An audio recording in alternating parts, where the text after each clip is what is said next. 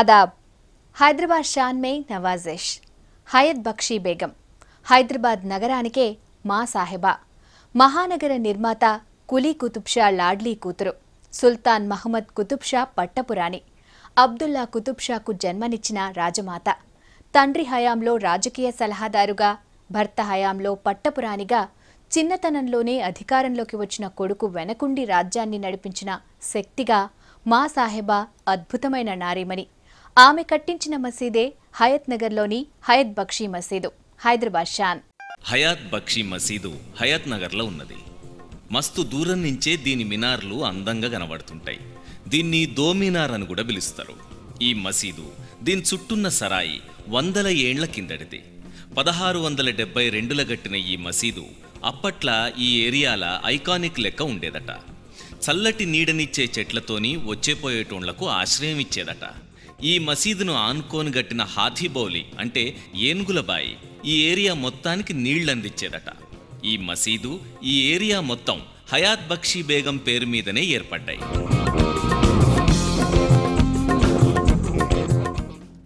అప్పటికి ఇప్పటికీ హైదరాబాద్కు దూరంగానే ఉంది ఈ హయాత్ నగర్. ఇప్పుడంటే హయాత్ నగర్ హైదరాబాద్లో కలిసిపోయింది, కానీ అప్పట్లో ఇది వేరే నగరం వలె ఉండేదట.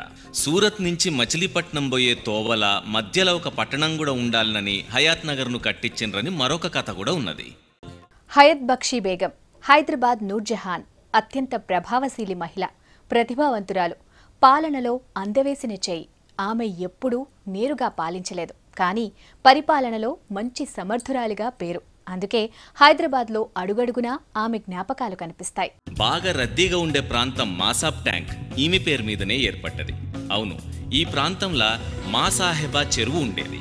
చెరువును ట్యాంక్ అంటారు కదా, అట్లా రోజులు గడిచిన కొద్దీ మా సాహెబా ట్యాంక్ మాసాబ్ ట్యాంక్ అయింది. ఇప్పుడు ఇక్కడ చెరువు లేదు, దాని నిశాన లేదు, కానీ పేరు మాత్రం ఉన్నది. ఇక గోల్కొండకు దగ్గరలో ఉన్న కుతుబ్షాహీ టూమ్స్లా స్పెషల్గా ఉండే టూంబు కూడా హయాత్ బక్షీ బేగందే. ఇక్కడ ఏ టూంబుల లేనట్టు హయాత్ బక్షీ బేగం టూంబుల దీర్ఘచతురస్రాకారంలో ఉన్న నీళ్ల తొట్టే, దాని మధ్య ఫౌంటైను కనిపిస్తుంది. ఈ టూంబు కూడా 2 మీటర్ల ఎత్తైన టెర్రస్ మీద ఉంటుంది. దీని మీదికి పోవాలంటే 4 దిక్కుల నుంచి మెట్లెక్కి పోవచ్చు. ఇవే కాకుండా హయాత్ బక్షీ బేగం పేరు మీద ఒక నగరమే ఏర్పడ్డది, అదే హయాత్ నగర్. ఇక్కడ ఈమె కట్టించిన మసీదే హయాత్ బక్షీ మసీద్. గొప్ప ఆర్కిటెక్చర్తోని ఇప్పటికీ ఆకట్టుకుంటున్నది ఈ మసీదు. 5 ఎకరాల జాగల గట్టిన ఈ మసీదులకు పోతే మనసుకు మస్తు నిమ్మళం అనిపిస్తుంది. హయత్ బక్షీ బేగం కట్టించిన ఈ మసీదు ఇప్పటికీ చెక్కుచెదరని అద్భుత నిర్మాణ శైలితో ఆకట్టుకుంటుంది. ఈ మసీదు నిర్మాణం వెనుక ఓ తల్లి ఆవేదన ఉంది. కొడుకు క్షేమం కోరుకునే చల్లటి తల్లి మనసు ఉంది. దేవుని పేరుతో ప్రజలకు చేసే సేవ ఉంది.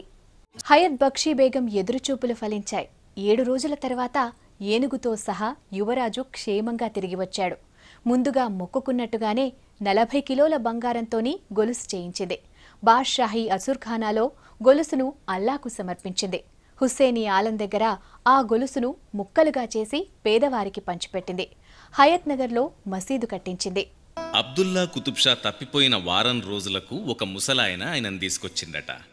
అది చూసిన మా సాహెబా మస్తు ఖుషి అయ్యి ఏం కావాలనో కోరుకోమన్నదట. అప్పుడు ఆ ముసలాయన నాకేం వద్దుగాని హైదరాబాద్కు తూర్పు దిక్కుల ఒక పెద్ద మసీదు కట్టించమని చెప్పిండట. ఆయనకిచ్చిన మాటతోనే ఈ మసీదు కట్టించిందట మా సాహెబా. ఇక యువరాజును తీసుకుపోయిన ఏనుగు కూడా ఈ మసీదులనే ఉండేదట. ఈ మసీద్ పక్కన ఉన్న ఏనుగుల బాయి దగ్గరనే ఈ ఏనుగును కూడా కట్టేసేటోళ్ళట. ఈ బాయినే హాథీబౌలి అంటారు. 5 ఎకరాల విశాలమైన స్థలంలో 1672లో మసీదు నిర్మించారు. మొత్తం రాయి, సున్నంలతో కట్టిన ఈ నిర్మాణం ఎంతో అద్భుతంగా ఉంటుంది.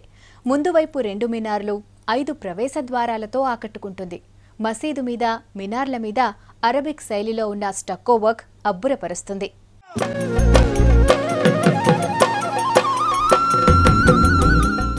చాలా దూరం నుంచి కూడా ఈ మసీద్ మినార్లు కనబడతాయి. దగ్గరికి పోతుంటే కింద నల్లటి రోడ్డు మీద తెల్లటి మినార్లు నలుపు తెలుపులల్లో ఖూబ్సూరత్ కనబడతాయి. మసీదు చుట్టూ 133 అర్రలతోని సరాయి కట్టిండ్రు. సరాయి అంటే తువ్వపొంటి పోయేటోళ్ళు కొద్దిసేపు సల్లబడనీకి కూసునే జాగా. ఆ సరాయి గోడనే ఇది. ఎంత ఎత్తున్నదో గదా. ఈ గోడ మీద నుంచి మసీదు మినార్లు రమ్మంటున్నట్టే ఉంటాయి. ఈ గోడ మొత్తం రాయితోనే కట్టిండ్రు. చుట్టూ అర్రలు మధ్యలో ఎత్తైన జాగల మసీదుంటది. ఈ మసీదులకు పోనీకి 3 దిక్కుల 3 దర్వాజలు ఉన్నాయి. చూస్తుండ్రా, ఇవే ఆ దర్వాజలు. దర్వాజా అంటే ఇప్పట్లెక్క తలుపు ఒక్కటే కాదు, పెద్ద ఆర్చ్. దాంట్లో నుంచి లోపలికి పోతే 2 దిక్కుల మళ్ళా ఆర్చులు, మధ్యలో నడిచేటందుకు 2 దిక్కుల విశ్రాంతి తీసుకునేటందుకు ఉండేటట్టు మస్తు కట్టిండ్రు. ఇక ఒక్కసారి తలకాయ మీదికెత్తి చూస్తే గోల్కొండలో ఉన్నటువంటి డైమండ్ ఆకారాలే ఇక్కడ కూడా కనబడతాయి. దీని చుట్టూ సింపుల్ స్టక్ ఓవర్,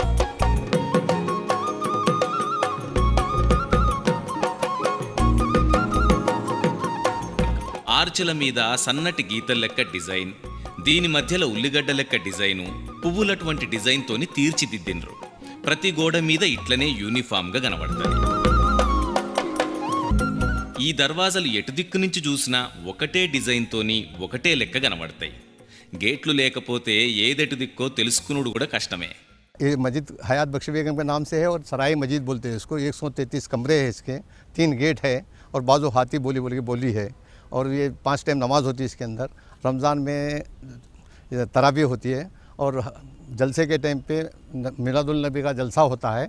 और जलसे में जो है ना लेडीज़ और जेंट्स का इंतज़ाम होता रहता। आलिम लोग आके पूरा अपने मज़हब के बारे में पूरे मालूमात बताते हैं. 3 వైపులా ఉన్న ద్వారాలను కలుపుతూ సరాయి నిర్మాణం ఉంది. ఇవన్నీ ఒకేలా ఉండేలా నిర్మాణం చేశారు.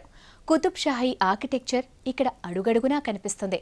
పెద్ద ఆర్చులు, దాన్ని ఆనుకుని ఉండే వరండా, దీపాలు పెట్టడానికి ఏర్పాటు చేసిన గూళ్ళు, సింపుల్గా తీర్చిదిద్దిన స్టక్కో వర్క్ ఎంతో బాగుంటుంది. ఈ సరాయిలో ఉన్న రూమ్లకు తలుపులు లేవు. గీ వరండాల నిలబడి చూస్తే ఒకదాని మీద ఒకటి గీత గీసినట్టు ఆర్చులు కనబడతాయి.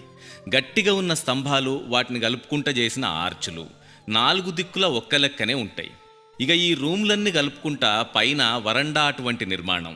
ఈ సరాయి మొత్తం సింపుల్గా ఏం డిజైన్ లేకుండా కనబడుతుంది.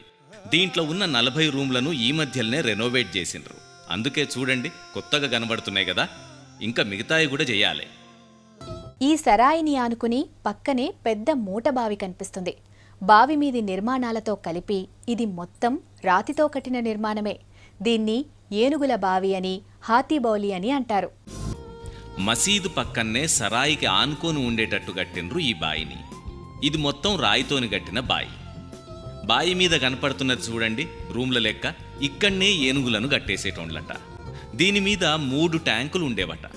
బాయిల నుంచి ఏనుగులతోని నీటిని తోడిచ్చి ఈ ట్యాంకులల్లో నింపుదురట. అవే ఈ చుట్టుపక్కలున్నోళ్లకు సరఫరా అయ్యేటవట. అందుకే దానికి ఏనుగుల బాయి అని పేరొచ్చింది.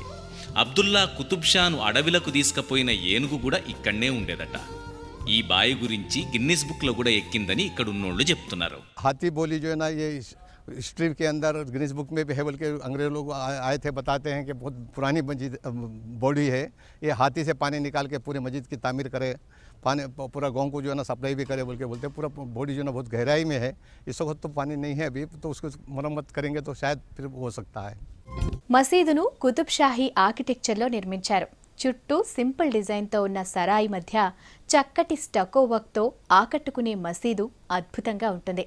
అందమైన మినార్లు, మధ్యలో అద్భుతంగా తీర్చిదిద్దిన ఆర్చుల ద్వారాలతో ఈ మసీదు ప్రార్థనా స్థలంగానే కాక చారిత్రక కట్టడంగా కూడా ఆకట్టుకుంటోంది. 2 దిక్కుల ఎత్తైన మినార్లు, మధ్యలో 5 ఆర్చులు. ఈ ఆర్చులన్నిటినీ ఒకటే ఎత్తులో ఉండేటట్టు కట్టిండ్రు. ఇక ఈ మినార్ల మధ్యలో ఆర్చులను కలుపుతున్నట్టుండే చిన్న చిన్న డోమ్లు. మినార్లకు డోమ్లకు మధ్యలో జాలీల వలె ఉండే డిజైన్. ఇట్లా 4 దిక్కుల ఉంటుంది. ఈ మసీదు మక్కా మసీదు లెక్కనే అనిపిస్తుంది. ఈ మినార్లు మక్కా మసీదులో ఉన్న మినార్లు ఒక్క లెక్కనే రెక్టాంగిల్ షేప్లో ఉంటాయి. కింద నలుచెదరపు బేస్మెంట్ మీద బోర్లిచ్చిన తామర పువ్వు వలె ఉండే నిర్మాణం. దీని మీద 4 వరుసలల్లా సన్నటి లైన్లు. దాని మీద నుంచి అష్టభుజ ఆకారంలో ఒకదాని మీద ఒకటి పేర్చిన రాళ్లతో చేసిన మినారు. ఇట్లా 2 దిక్కుల మినార్లు ఉన్నాయి. అయితే ఈ మినార్లు 30 భాగం వరకు ఏ డిజైన్ ఉండదు, ప్లెయిన్గా కనబడతాయి. మసీదు పైకప్పు దాకా ఇట్లనే కనబడుతుంది. మినార్ చివర్ల కూడా అష్టభుజ ఆకారంలో తామర పువ్వు లెక్క ఉంటుంది. ఇక దీని మీద 8 దిక్కుల నలుచదరంగా ఉండే కిటికీలు, వీటి మధ్యలో మళ్ళొక కిటికీ, దాన్ని ఆర్క్ లెక్క డిజైన్ చేసిండ్రు. దీని మీద పువ్వులతోని ఒక్కొక్క వరుస, మళ్ళగా దాని మీద నాగపడగల వంటి ఇంకొక డిజైను. వీటిని సపరేట్ చేసే దగ్గరలా చిన్న చిన్న పిల్లర్లటువంటి డిజైన్. దీని మధ్యలో నుంచి గుండ్రటి పిల్లర్, దాని మీద కలశం లెక్క కనబడే గుమ్మటం, దీని మీద మళ్ళా గుండ్రటి పిల్లర్, దాని చుట్టూ ఇప్పుకున్న తామర పువ్వు వంటి నిర్మాణం, రాజముద్ర వంటి స్టక్కో వర్క్. ఇక దీని మీద మళ్ళా పైగా టూమ్స్లో ఉన్నట్టు పైనాపిల్ వంటి డిజైను, దాని మీద గుండ్రటి డోమ్. ప్లెయిన్గా ఉన్న ఈ డోమ్ మీద బంగారు రంగుల టిప్, 2 దిక్కుల మినార్లు ఇట్లనే అందంగా ఉంటాయి. మసీదు ముందు భాగం మొత్తం ఎత్తైన రాతి వరండాలా ఉంటుంది. మధ్యలో ఫౌంటైన్ కోసం కూడా నిర్మాణం కనిపిస్తుంది. కానీ ఇదిప్పుడు వాడుతున్నట్టుగా లేదు. ఇక ఈ వరండాలో అక్కడక్కడ గుండ్రటి ఇనుప చక్రాలు కనిపిస్తాయి. టెంట్స్ వేయటానికి పనికొచ్చేలా శాశ్వత నిర్మాణాల్లాగా వీటిని ఏర్పాటు చేశారు. మెయిన్ ఆర్చ్ల మీదున్న ఈ డిజైన్ చూడండి, కాగడా లెక్క కనిపిస్తున్నది కదా. ఇంత చిన్న దాంట్లోనే ఎంత డిజైన్ చేసిండ్రో కదా. 5 వరుసలల్లా మస్తు చక్కగా చెక్కిండ్రు. ఇక దీనికి 2 దిక్కుల పువ్వులటువంటి నిర్మాణాలు, అన్నిటి మీద గిట్లనే సింపుల్గా చేసిండ్రు. ఇక ఈ ఆర్చ్ల మీద ఒక వరుస పువ్వుల లెక్క డిజైను, దాని మీద చిన్న చిన్న ఆర్చుల డిజైన్ చూడండి. గుళ్ళల్లో ఉండే డిజైన్ లెక్కనే ఉంది కదా. దీన్ని కూడా రాయితోనే చేసిండ్రు. వీటి మధ్యలో ఉన్న ఈ డిజైన్ కూడా పెద్ద పెద్ద గుళ్ళల్లో కనబడే డిజైన్ లెక్కనే ఉంటుంది చూడండి. దీని మీద చక్కటి స్టక్కో వర్క్, ఒక దాంట్లో ఒకటి మెలిదిరిగినట్టుండే నిర్మాణాలు, మధ్యలో గుండ్రటి ఆర్చుల లెక్క. ఇక వీటి టిప్ల మీద మళ్ళా డిజైన్, దీన్ని రైలింగ్ లెక్క చేసిండ్రు చూడండి. ఈ రైలింగ్ కూడా మధ్య మధ్యలో సపరేట్ చేసుకుంటా పిల్లర్ల లెక్క కట్టిండ్రు. దీని మీద మళ్ళా డిజైన్, ఈ పిల్లర్ మీద 4-5 వరుసలల్ల డిజైను, దాని మీద చిన్న డోమ్. ఇట్లా మొత్తం 5 డోమ్లున్నాయి. మసీదు 4 దిక్కుల ఇట్లనే అందంగా ఉంటది. మసీదు పక్క నుండి మసీదు పైకి వెళ్లడానికి అప్పట్లోనే కట్టిన మెట్లదారి ఉంది. మసీదు బయట పైనే కాదు, లోపల కూడా అద్భుతమైన ఆర్కిటెక్చర్ ఆకట్టుకుంటుంది.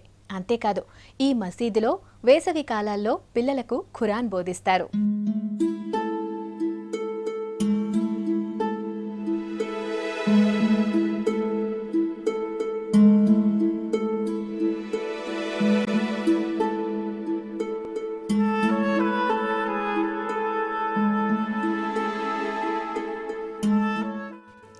మసీద్ మీదికి పోయేటందుకు మెట్లు చూస్తున్నారా?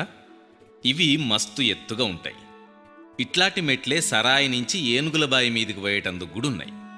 అప్పటి మనుషులు 7 అడుగుల ఎత్తు ఉండేటోళ్ళు అనేటందుకు ఈ మెట్లు కూడా సాక్ష్యం లెక్క అనిపిస్తాయి. ఇగో ఇక్కడ కనబడుతుంది చూసిండ్రా, ఇది మసీదు లోపల కనబడే డిజైన్. ఎంత బాగున్నది కదా. లోపల ఆర్చులు, వాటి మీద సింపుల్గా డిజైన్లు. ఆర్చుల మీద నుంచి తలకాయ మీదికెత్తి చూస్తే మస్తు డిజైన్తోని చెక్కిన గుండ్రటి డోమ్ల లోపలి భాగాలు, పువ్వులు, డైమండ్ల ఆకారాలతోటి ఎంతో అందంగా చెక్కిండ్రు. దీని గురించి ఎంత చెప్పినా తక్కువే అవుతుంది. గుళ్ళు, మసీదులు ఎప్పుడు సంస్కృతి సంప్రదాయాలను ఒక తరం నుంచి ఇంకొక తరానికి అందిస్తుంటాయి. అట్లనే ఈ మసీదులో కూడా ఖురాన్ పాఠాలు చెప్తారు, ఇస్లాం సంప్రదాయాలను బోధిస్తారు. ఎండాకాలంలా చిన్న పిల్లగాండ్లకు మదార్సా నడుపుతారు. అట్లా ఇంగ్లీష్ మీడియంలో చదువుకునే పిల్లగాండ్లకు ఉర్దూను, ఖురాన్ను, ఇస్లాంను పరిచయం చేస్తారు. ఈ మసీదును ఈ మధ్యనే అంటే 3-4 ఏళ్ల కిందనే రెనోవేషన్ చేసిండ్రు. అందుకే కొత్త దాని లెక్క కనిపిస్తుంది.